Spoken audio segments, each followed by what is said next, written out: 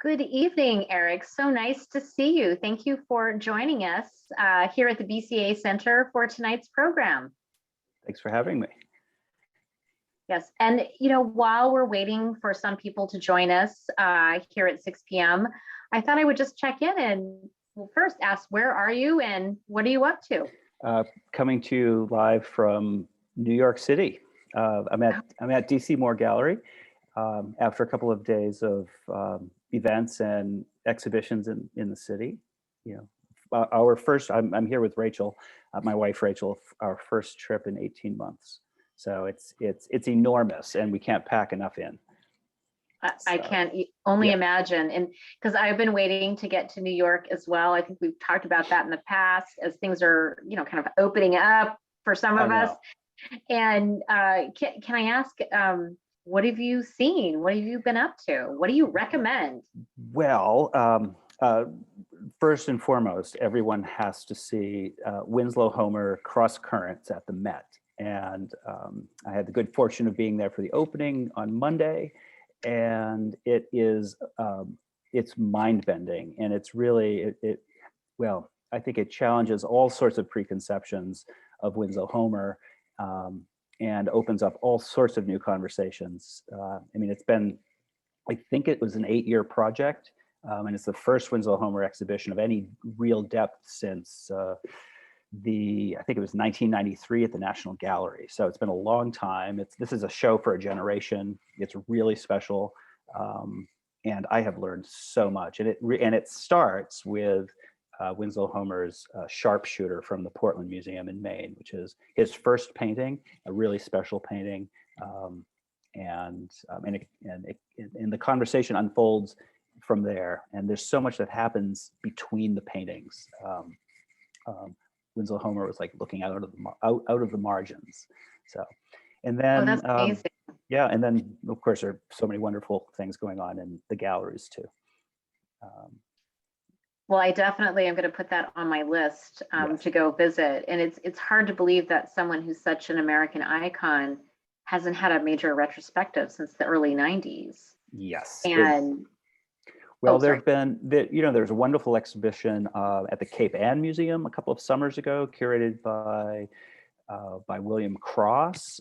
There was recently Winslow Homer and Frederick Remington in some sort of, not quite bi-coastal conversation, but East meets West, and two sort of stalwart, lone, renegade artists in their own way in conversation. I thought that was interesting. That was the Denver Art Museum and I think Portland. And there've been others, but nothing this comprehensive. That's great. Well, and I love the idea of, when artists, it's different with curators, but when artists go and engage with an exhibition and such an American icon and what they see as well. And that's why I feel very delighted. And again, to welcome everyone who's just joining us now for our artist talk with Eric Aho. I'm Heather Farrell. I'm the curator and director of exhibitions at Burlington City Arts BCA Center. And we are thrilled to have Eric's solo exhibition, Headwater, featured here on our first floor galleries. And maybe now's the time to start, if that sounds good to you, Eric. It does. It's a great time to start. Thanks, Heather.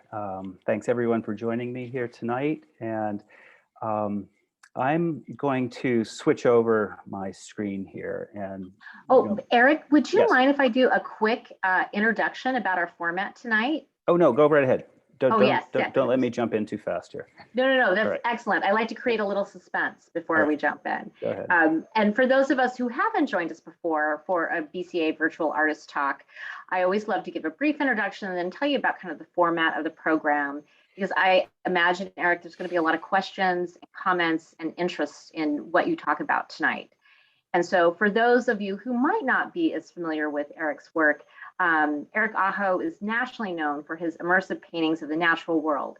They convey both a sense of vastness and intimacy with the land, And for his show at Burlington City Arts, you wonderfully debuted a new series of monumental paintings with some intimately scaled paintings that really capture scenes of the lush forest landscape surrounding your home in Saxons River, Vermont. Right. And we're so pleased to welcome you to tonight's talk. And just a couple of brief notes on the program format. After this introduction, Eric is going to share more about his creative process and his current exhibition. And then following his presentation, we're going to open up questions from the audience. Please use the Zoom Q&A feature that you can see at the bottom of your screen, and we'll answer those questions at the end of the presentation. There's also a chat if anyone wants to say hello or add a comment. And please note that as a reminder, we are recording the webinar and it will be posted later to our BCA YouTube channel. Okay. And Eric, you're so modest, but I have to share a little bit of a brief bio because we're so proud to have Eric here at the BCA, but also as an artist here in Vermont, but working with a national and international scope. So to introduce Eric, after studying at the Central School of Art and Design in London, Eric received his BFA and in 1989 participated in the first exchange of scholars between the US and Cuba in over 30 years. Recent solo exhibitions include Eric Aho at the New Britain Museum of American Art in Connecticut, Eric Aho Ice Cuts at the Hood Museum of Art in Hanover, and Transcending Nature, paintings by Eric Aho at the Currier Museum of Art, as well in Manchester, New Hampshire. You can see his work in numerous international group exhibitions, including New at the Neuberger Museum of Art in Purchase, New York, Aperture at Hiram Butler Gallery in Houston, Texas, and Changing Soil, contemporary landscape paintings in Nagoya, Boston Museum of Fine Arts, Japan.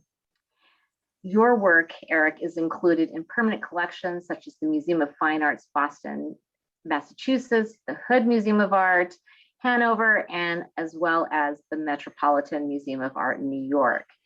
And we are very thankful too to have as a partner DC Moore Gallery, who represents your work. So with that, I would love to welcome everyone. Thank you for joining us tonight. And Eric, I'm going to turn over the time to you and minimize my screen. Oh, Heather, thank you so much. Thanks for that introduction. Hi, everyone. That's quite an introduction. I guess that's what happens as you work along and experiences accumulate. And I'll talk a little bit about accumulation of observation and experiences as we get along in the evening here. So just bear with me as I share my screen here. And one more switch over here. So how's that? All right, this is, well, let's see. I feel obligated because I'm just at wit's end and feeling great compounded sadness for the people in Ukraine, this war that rages on and on and on.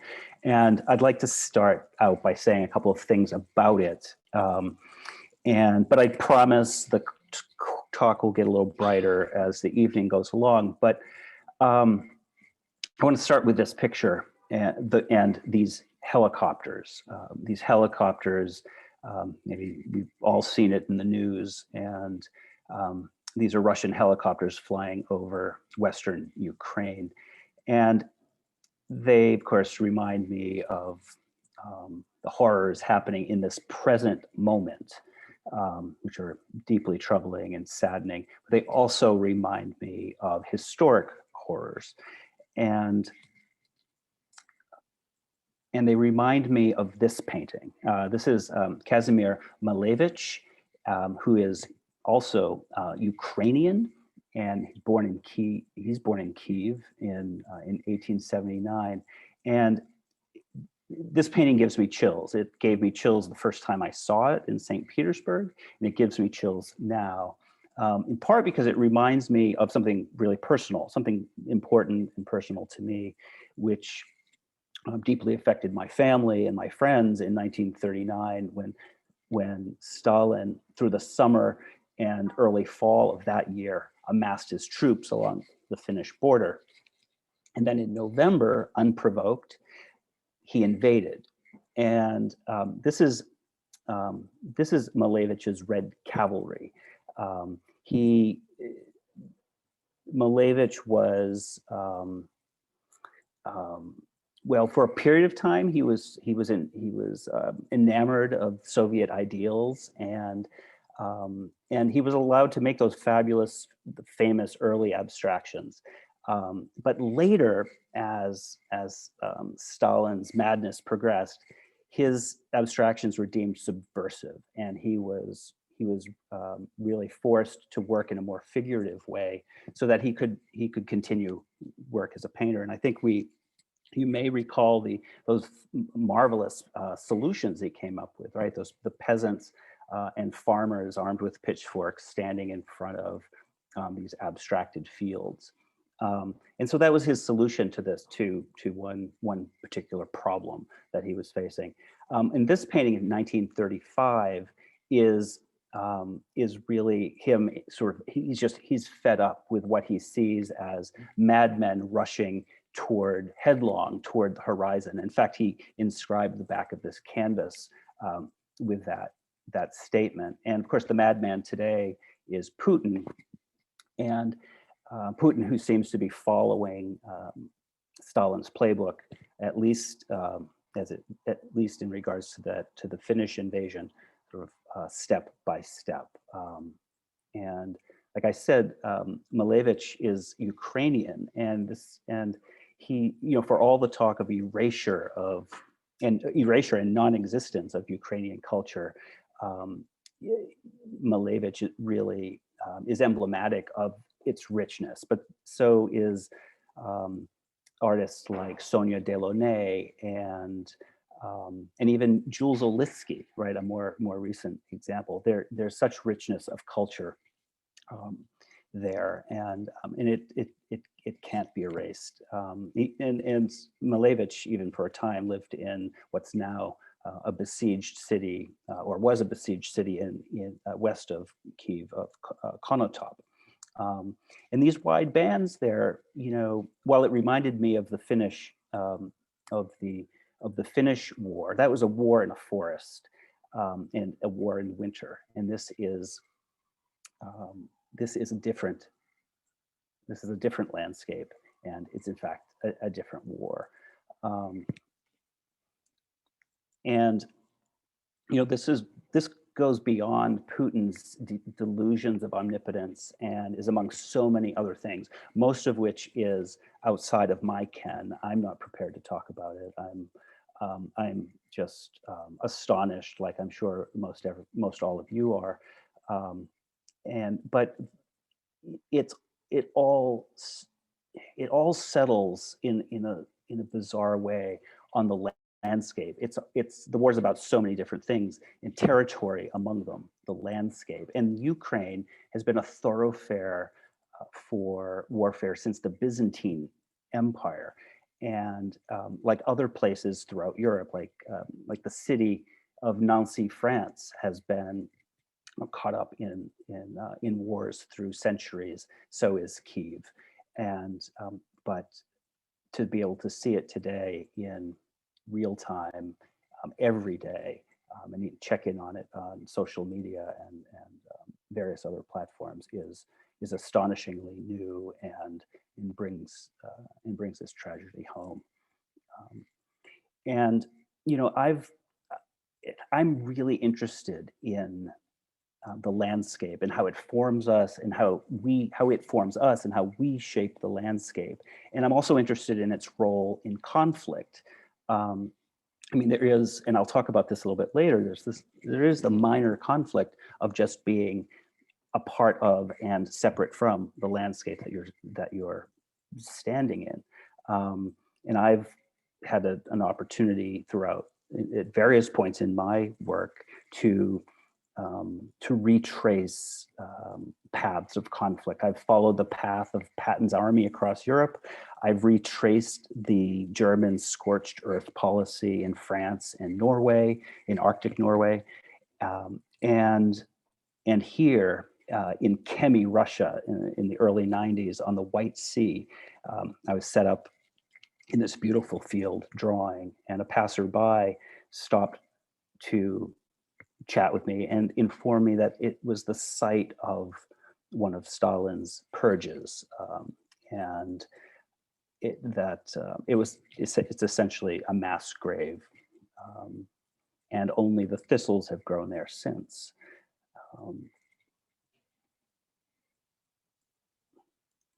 So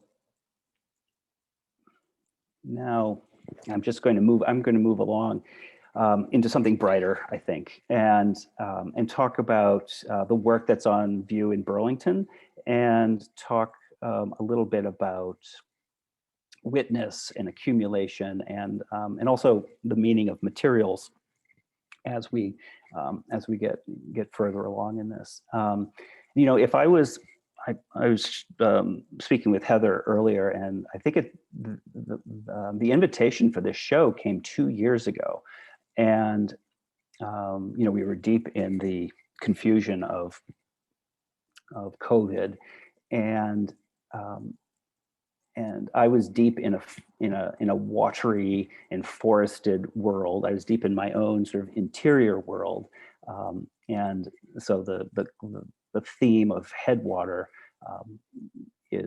was apt at the time, and it's also an extension of my DC Moore exhibition a year and a half ago called Source. But if I were shaping this show today, I might actually have done something a little different. I might have called it Witness, and like I did this particular painting here, which has me thinking about the landscape as sort of as the primary witness of our actions, and sort of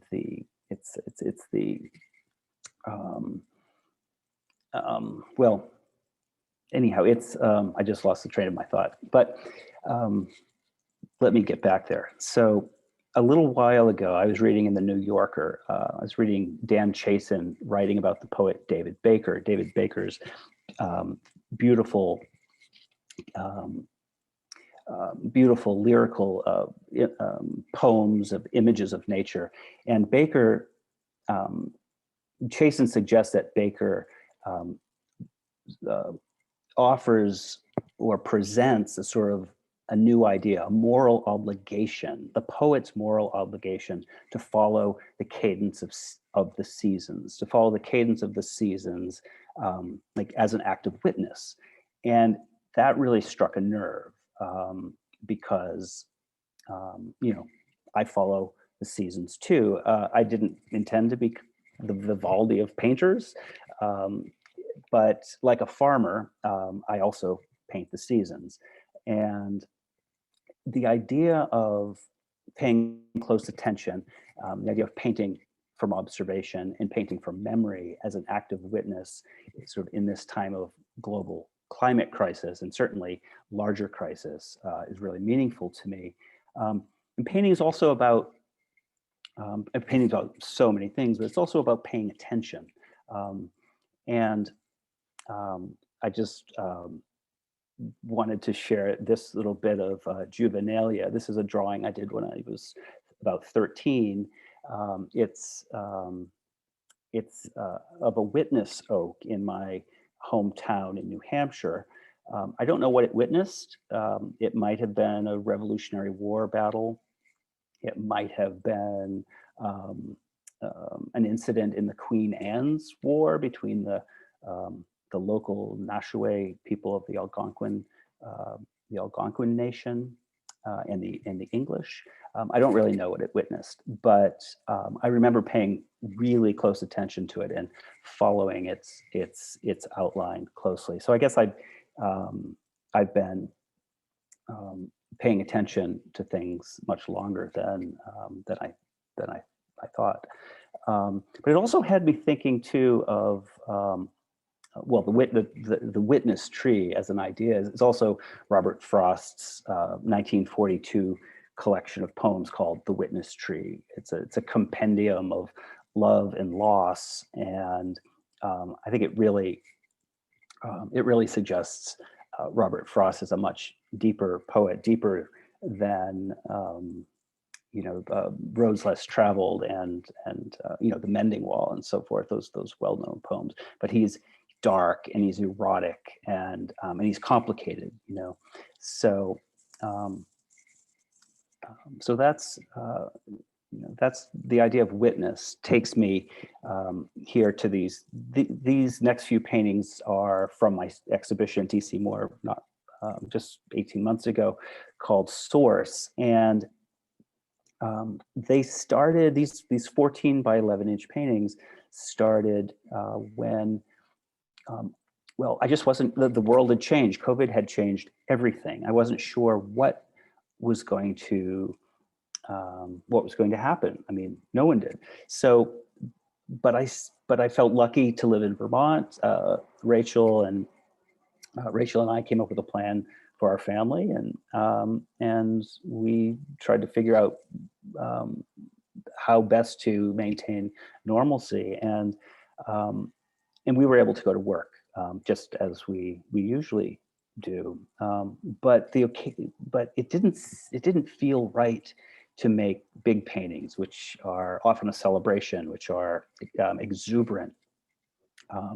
There was something else going on. So I went to work like I did every day, but I went to work a little bit differently. I had a little different, with a different intentionality. I was reading a lot of different things, like the naturalist John Burroughs, and the 19th century kind of an early travel writer, Constance Gordon Cummings, who was also a marvelous watercolor painter.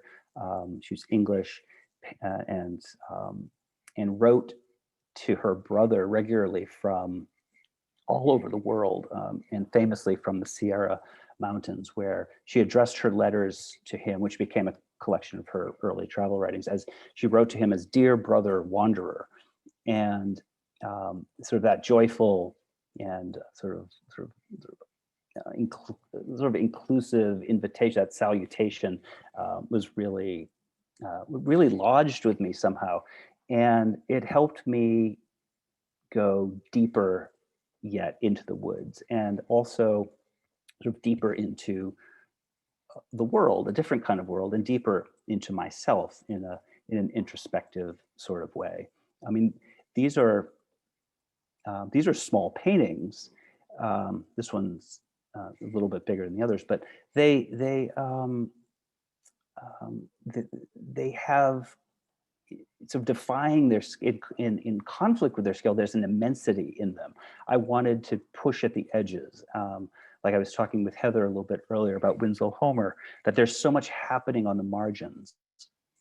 There's an awareness that I want to instill of life outside the edges of this canvas, and I drew in them differently. I used different sized tools. My marks changed, coloration changed. I was looking for something else, and coming out of Gordon Cummings and John Burroughs especially, there's this kind of intentional searching, seeking, wandering, right? It's like really about going out into the woods with an open mind, and in my case, an open eye, so that I'm looking, and I'm trying to let the outside world sort of fall away, so that this world can fall in place. And it's, to speak of accumulation, I mean, so much of what I do here seems to be about well, I guess it comes from the way that I work. I work on one painting at a time, whether it's 14 by 11 or whether it's 90 by 80, one painting at a time. It has all of my focus, all of my attention. Um, I would hope that it has sort of the best of my focus, the best of my attention, that it has the best quality of that. And sometimes it doesn't, but that's okay. And and they go on the walls too, and they accumulate in.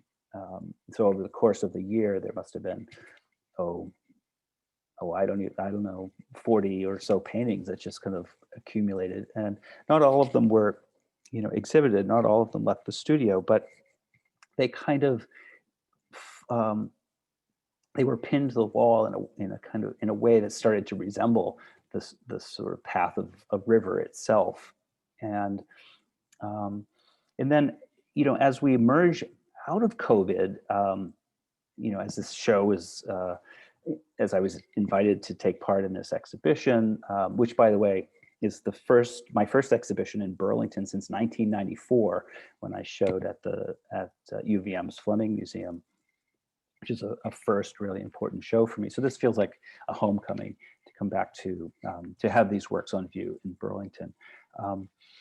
But as 2021 comes along, I find myself still in the woods, but I'm in the woods in a different way, right? But I mean, my mind, I'm flooded with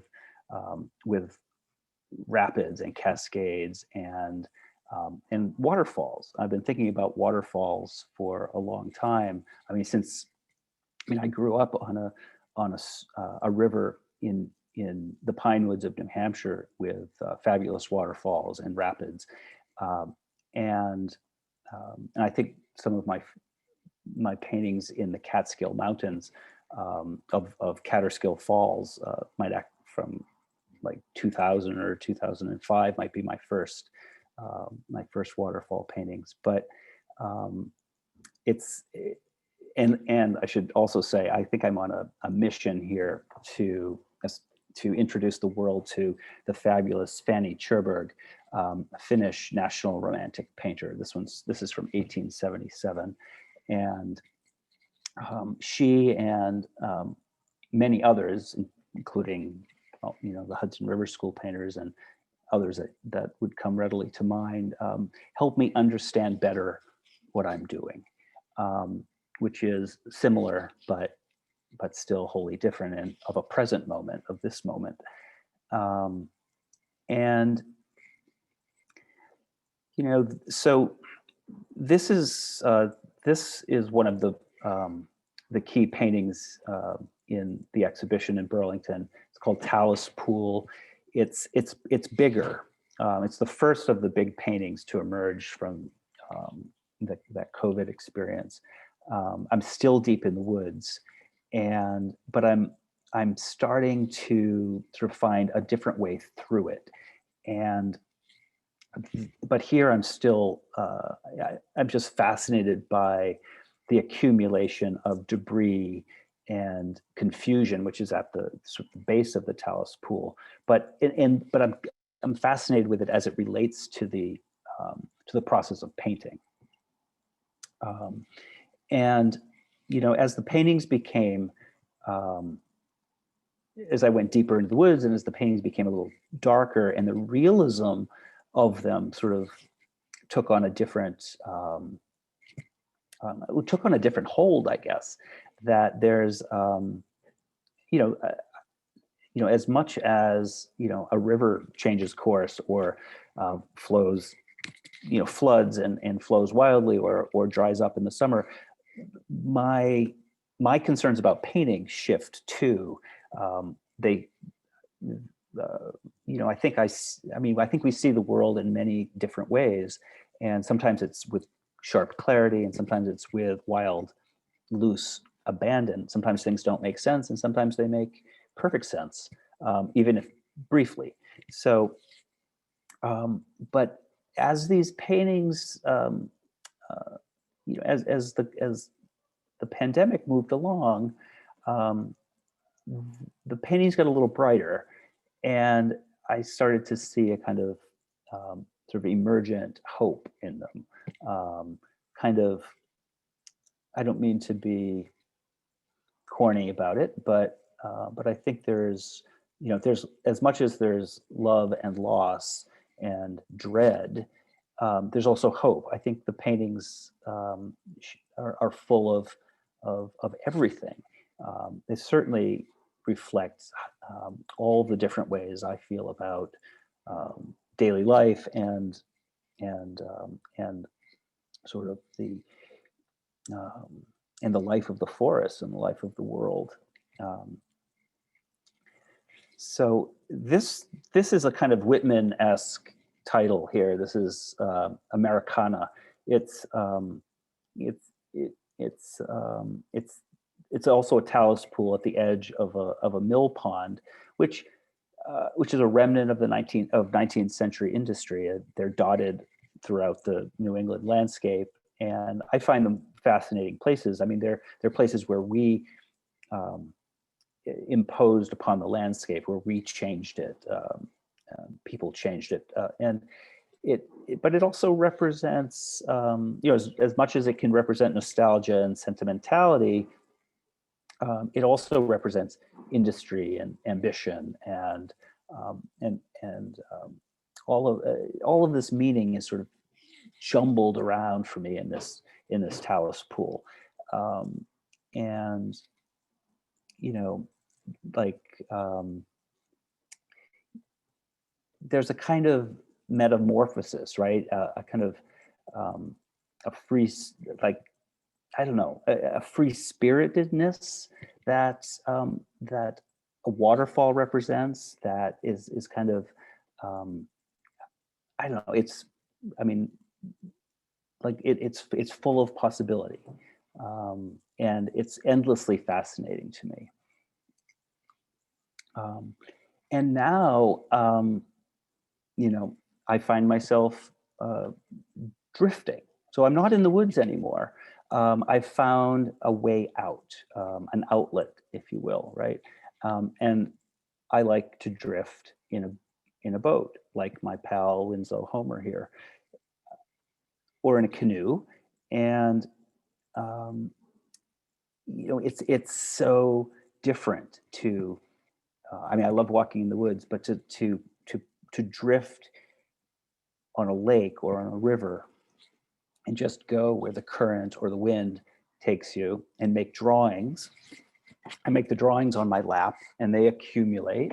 They sometimes fall to the bottom of the canoe. They sometimes slosh around in water in the bottom of the canoe. And there's a particular spot at a favorite pond in the national forest, not far from where we live, where the dead and drowned trees sort of fall into their own shadows in this dark mirrored water, which is really it's like Thoreau's forest mirror. It's like or his, as he called it, Earth's mirror. I'm taken back to a transcendentalist moment, but the patterns and shapes are hypnotic. They're almost like hallucinatory. I'm not in a drug-induced state, but I sometimes feel like I could be looking at these. There's a buzz and there's a buzz and an electricity in them, and they accumulate. The drawings like this become records of that looking, because when you're drifting in a canoe, you can't look at the same spot twice, right? So I look out at the water or the forest edge, and remember, I can't distinguish between water and forest. I can't tell where one ends and one begins. So there's already this confusion, this kind of dislocation. But to further complicate that, I look out and I see a branch, or I see a shadow, or I see a color, I see something that I want to make note of, and I look down and I make the mark. And then when I look up again, I'm looking in a completely different place. It's confounding. But then eventually, um, the boat kind of floats back and you return. You can't look at it in the same way, but you can make another mark and the drawing can accumulate. And it's more like a comprehensive, more like a comprehensive experience, like the drawing. It's about a totality of the place, not just this little square that's depicted. And so like I said, painting the landscape, to me anyhow, seems to be fundamentally about managing dislocation and disruption. I mean, it's also, I mean, in that, it's about managing it so you can make a connection, right? I mean, we're both connecting to it and we are dislocated from it. So there's this constant sense of need to reconcile the two.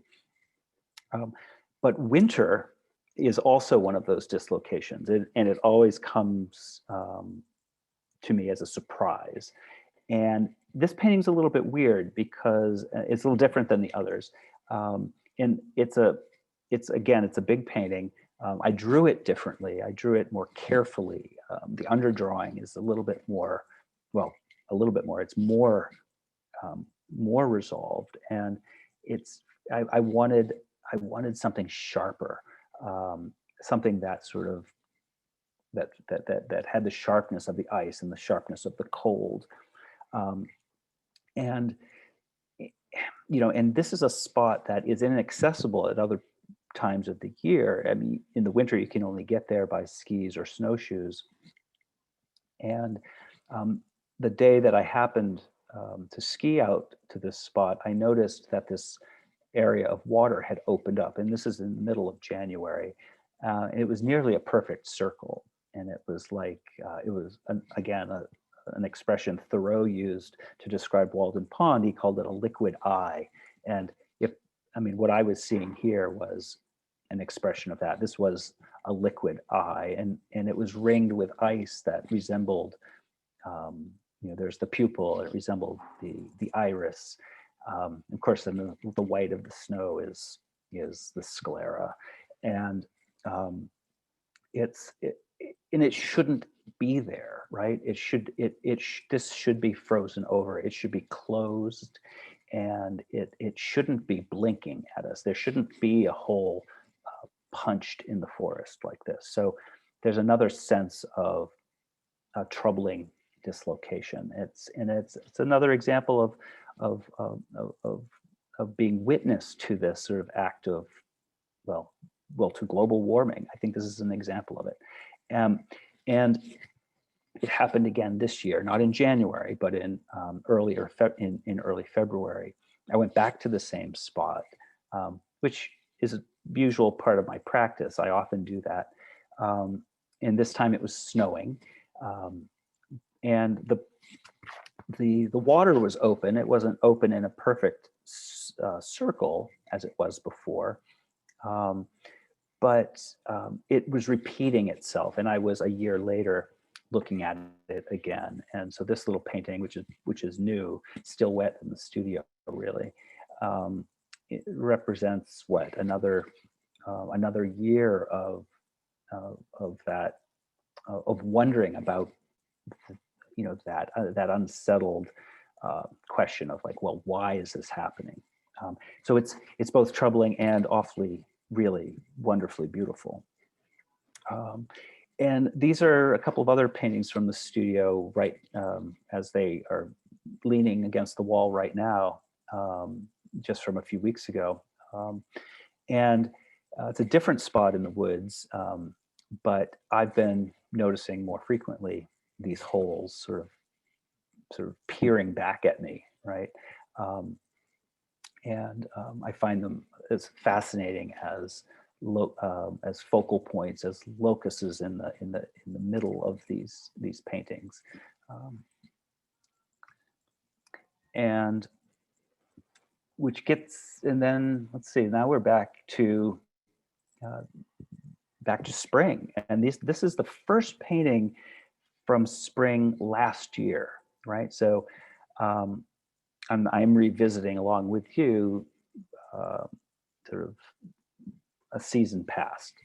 But I'm really excited to get out on this pond again, probably as soon as I get back from New York. I can get out there again. And the paintings are kind of they kind of let go from the sort of the in-depth sort of focus of those COVID paintings, right? There's something, I mean, I just felt like a kind of weight was lifted and a kind of a freedom to lay a color down. I mean, the tonalities and the atmospheres are accurate.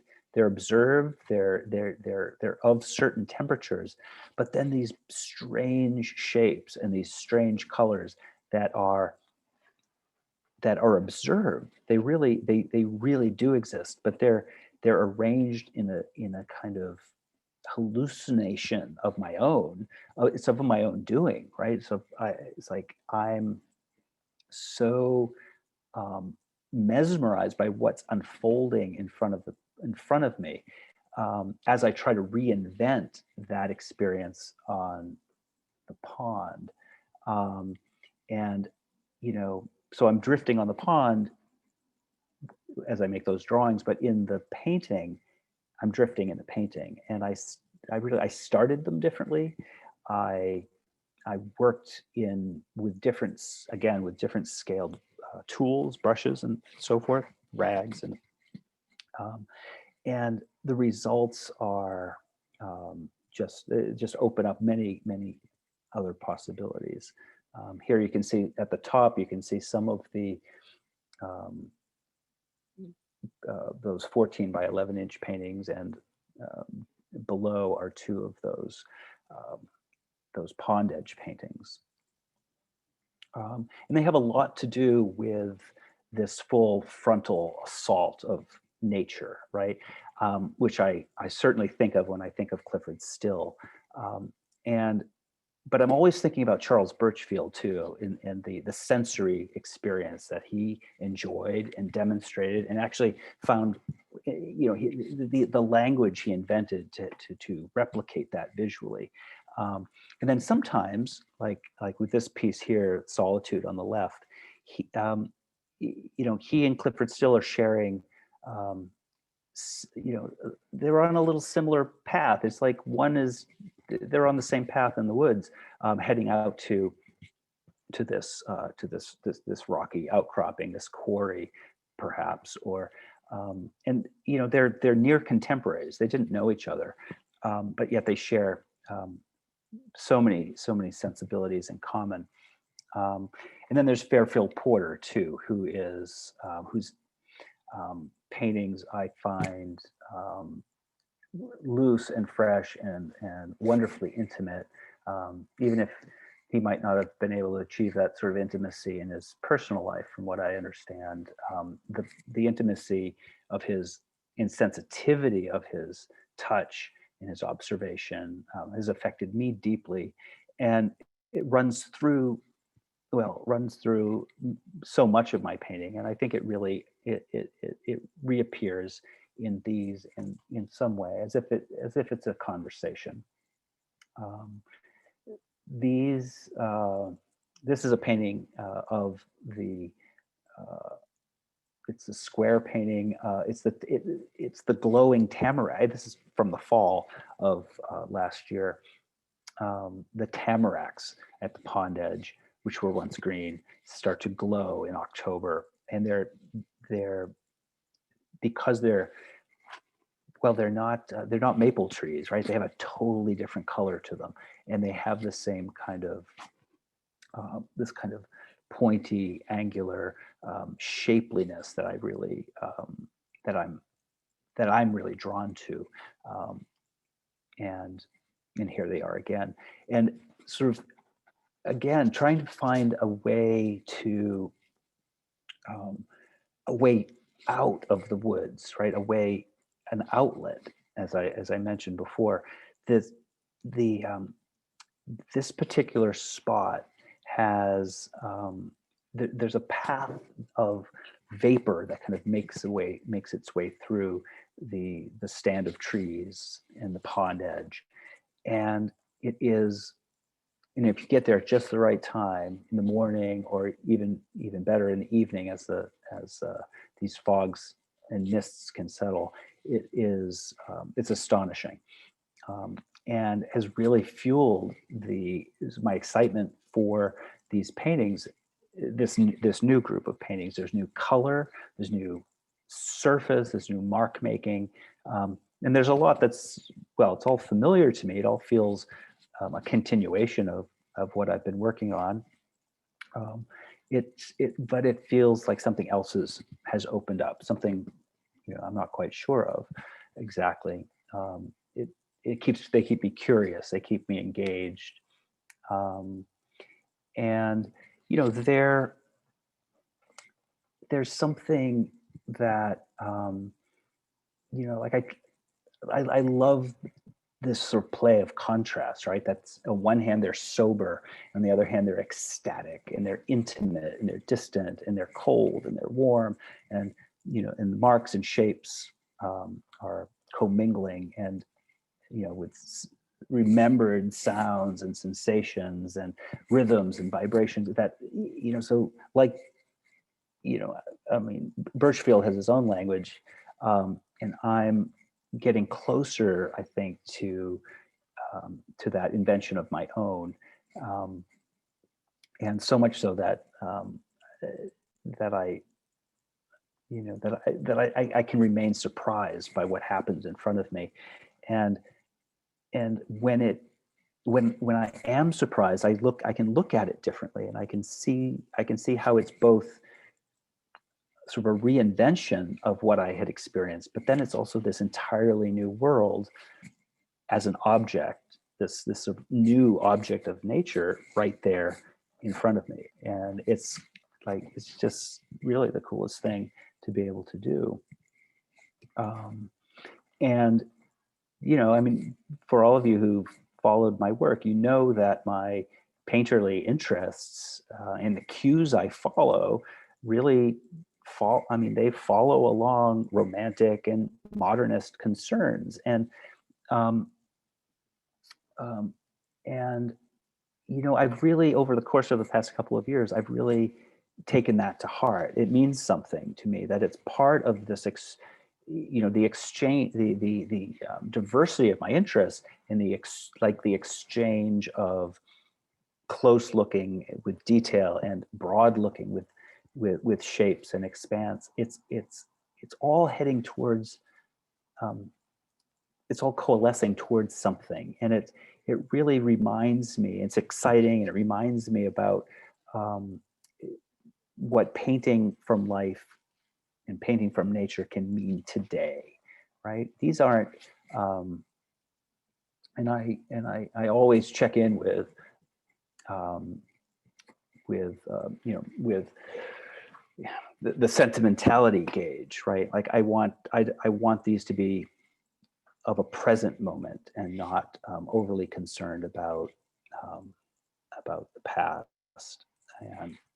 And like, I check in with Wallace Stevens too, who said sentimentality is the failure of the imagination. So I try not to let my imagination fail me. But painting the landscape is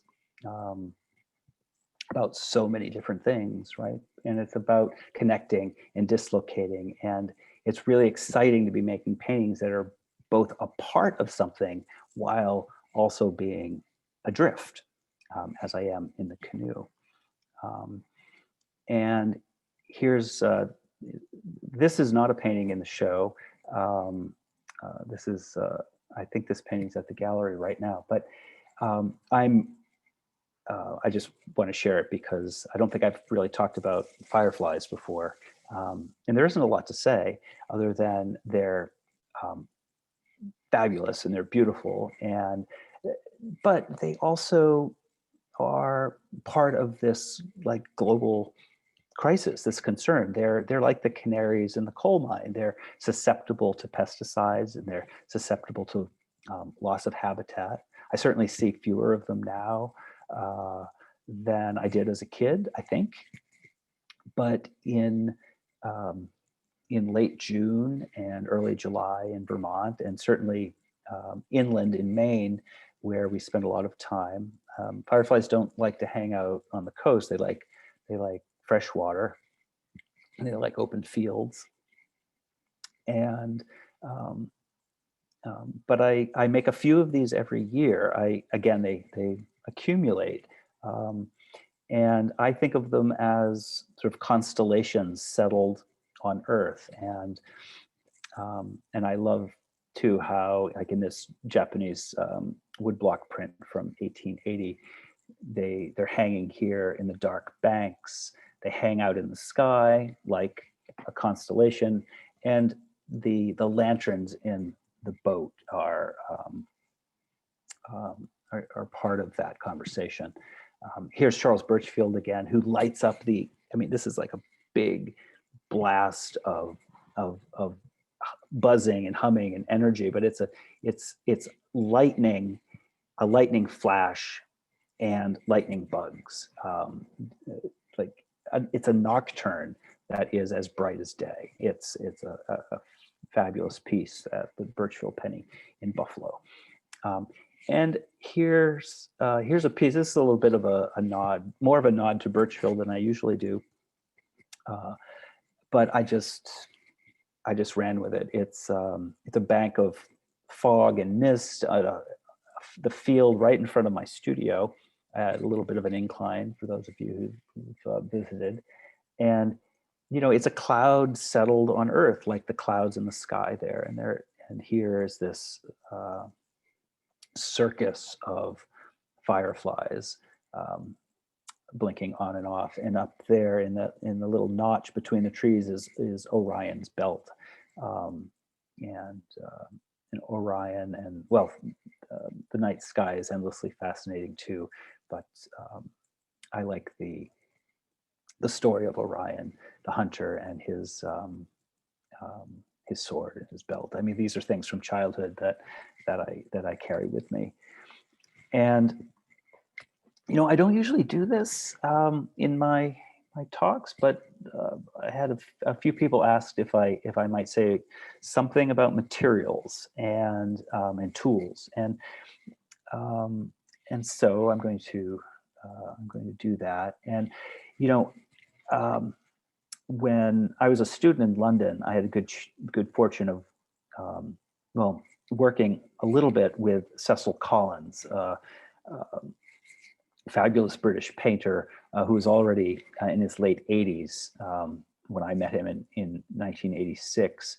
And he encouraged me to work with as many different tools as possible in drawing, in printmaking, and in painting, no matter how simple or how minimal the piece was, no matter the subject, use as many tools as possible. And he pointed me to Rembrandt, and reminded me that Rembrandt used pins and sticks and his fingernails to carve out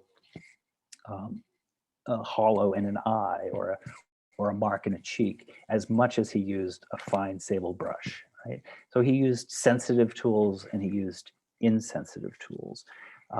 And I have a mix of those. The insensitive tools are the 89-cent hardware store paintbrushes.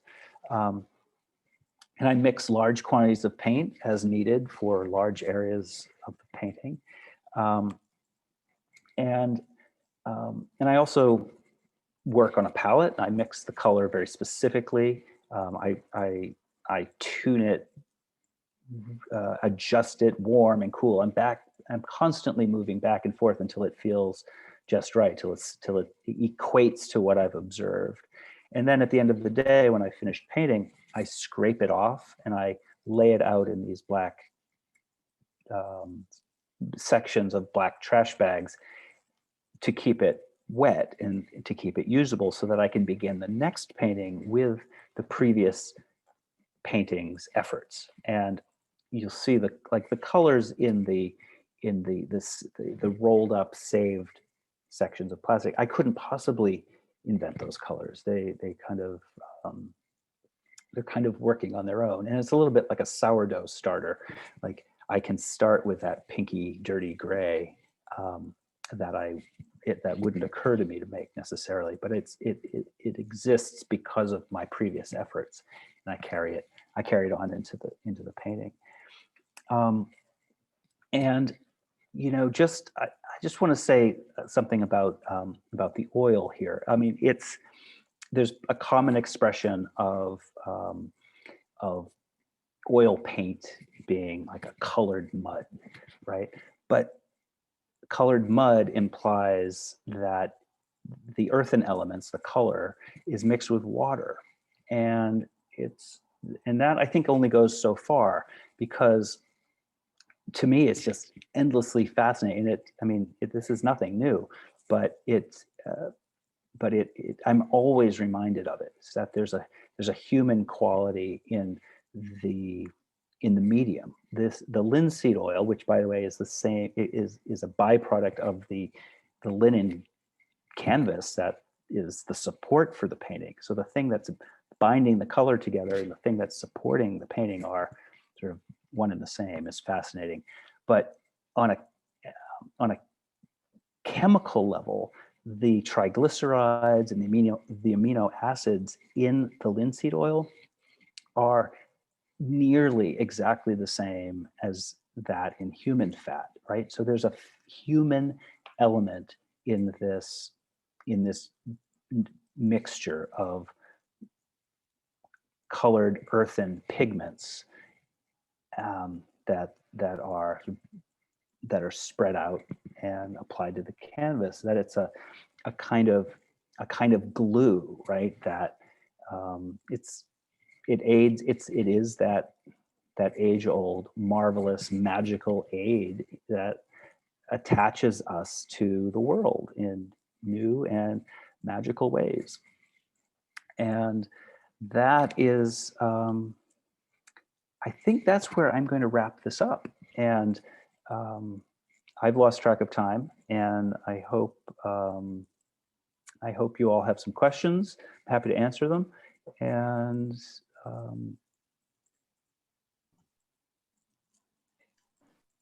thank you, Eric, so much. Hi, Heather. Okay. Hi. Hi. And what I love to say is, as the curator working with you, even over 2 years, I always learn something new and different. And it's been very insightful today. Well, thanks for this chance to explore. Lots of ideas have been sort of kicking around that I haven't had a chance to put in, I haven't had a chance to express, other than to myself mumbling in the studio. No. So here I get to sort of play this all out with all of you. No, a wonderful presentation. Thank you so much for insights into your creativity. Thank you. But also just, some of the influences, what you've been considering, timely events that all infuse Headwater. And for those of you who have joined later in the program, today's webinar is being recorded, and we're going to post it on our BCA website within the next week. And I would love to turn to some of the questions we have from our attendees, if that sounds good to you. And sure. we have quite a few. Okay. And so I apologize to anyone if we aren't able to get to everything. One question that comes out is, do you create these paintings on site or in the studio, or what is your process?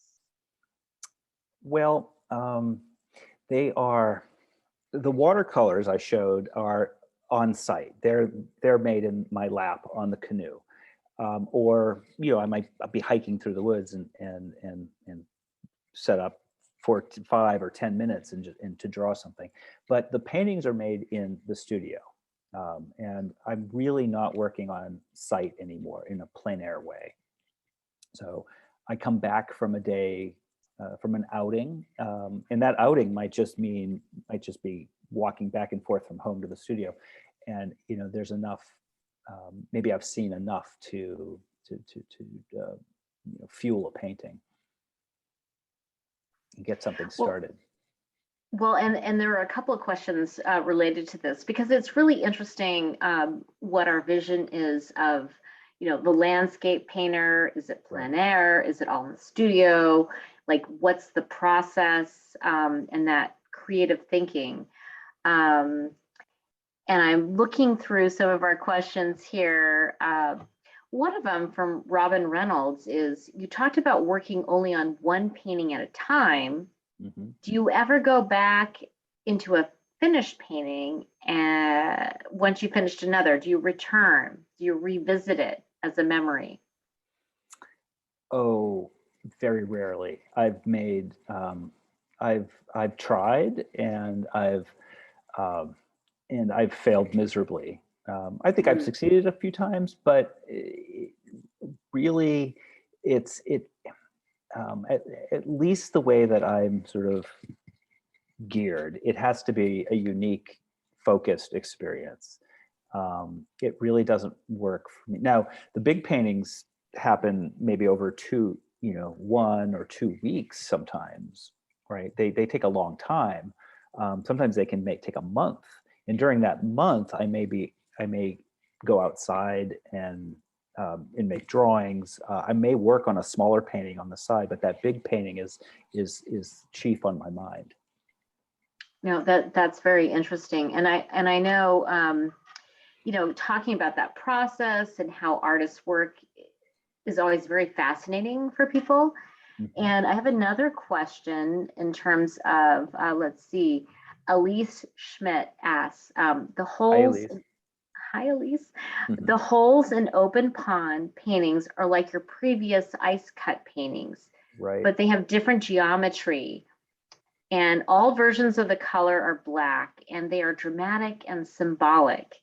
Can you share thoughts on your interests in holes or, in space? Well,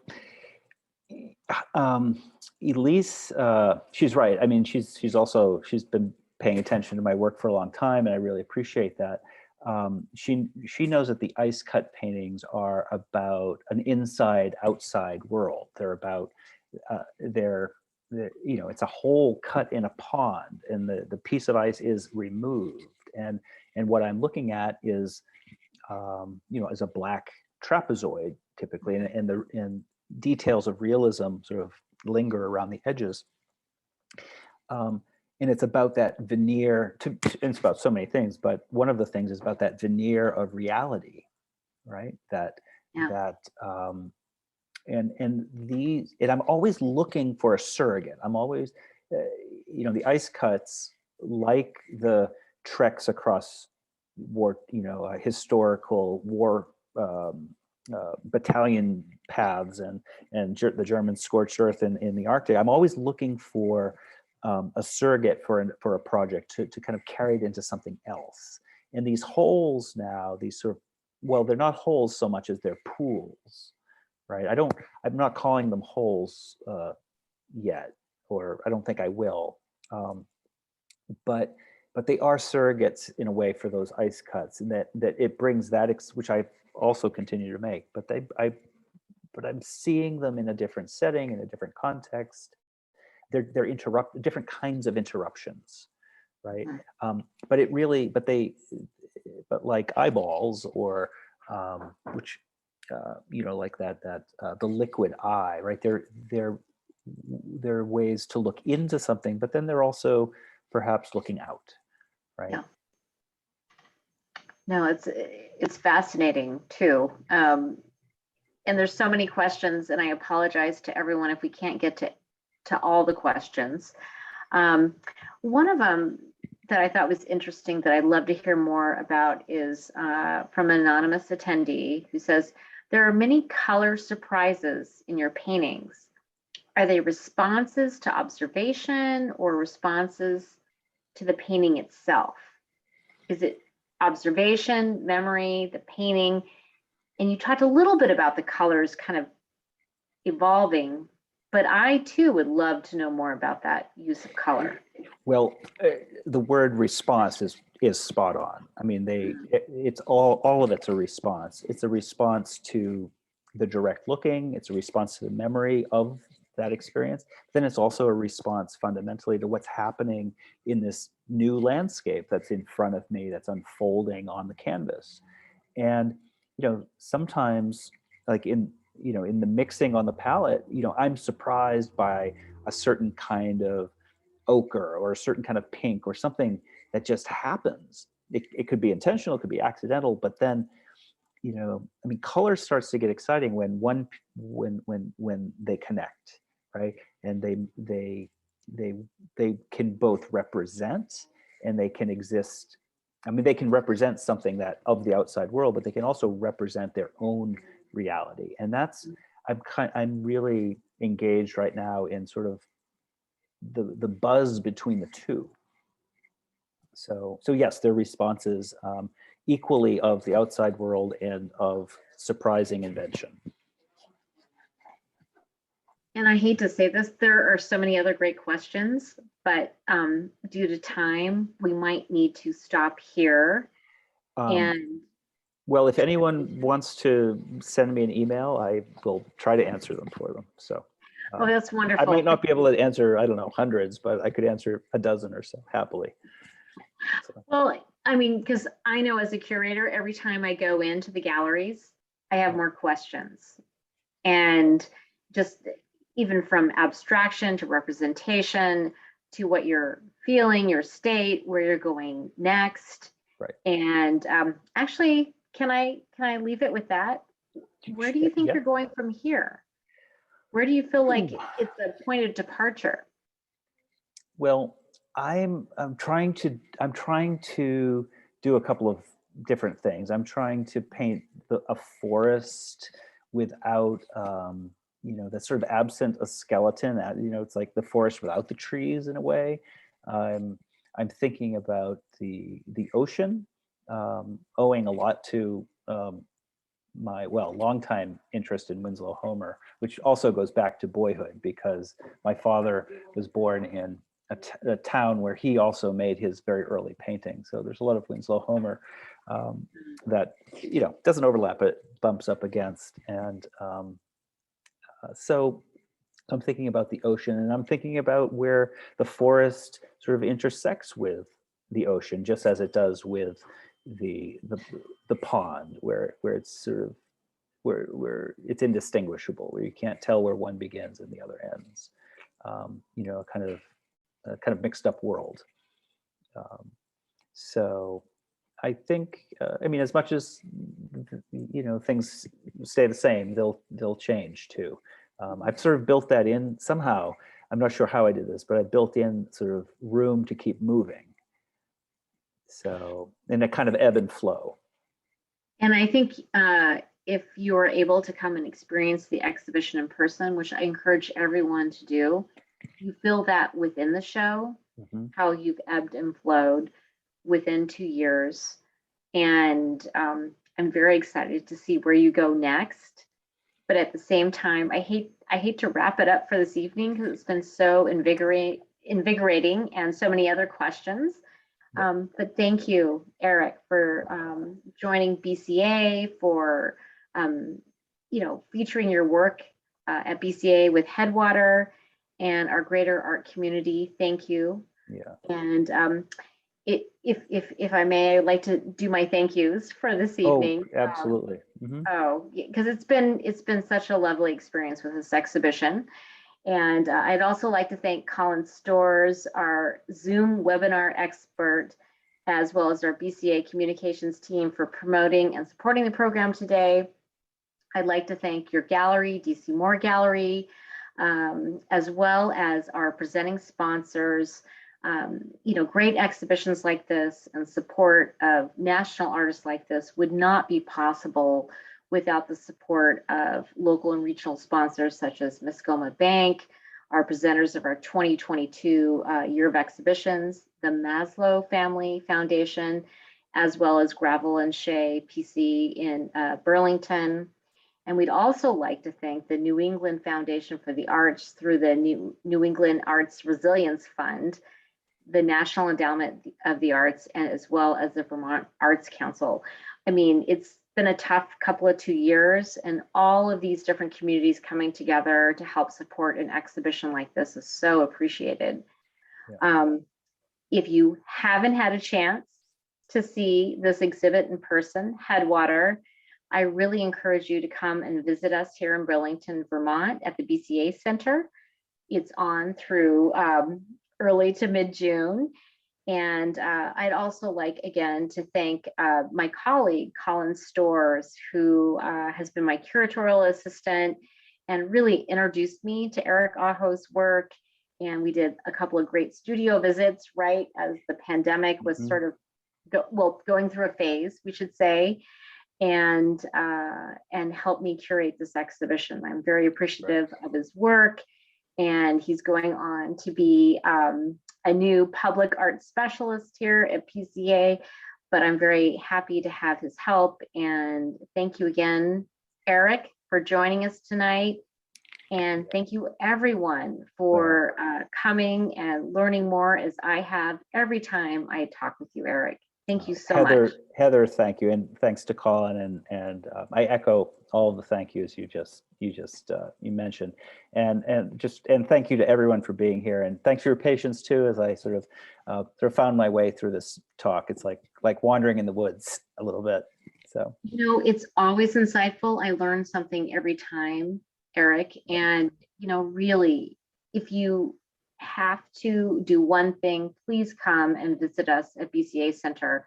This is a beautiful and spectacular exhibition. And with that, I will say good night. Have a great evening, everyone, and we hope to see you soon in person. All right. Thank you, everyone. Thank you. Good night. Good night. Good night.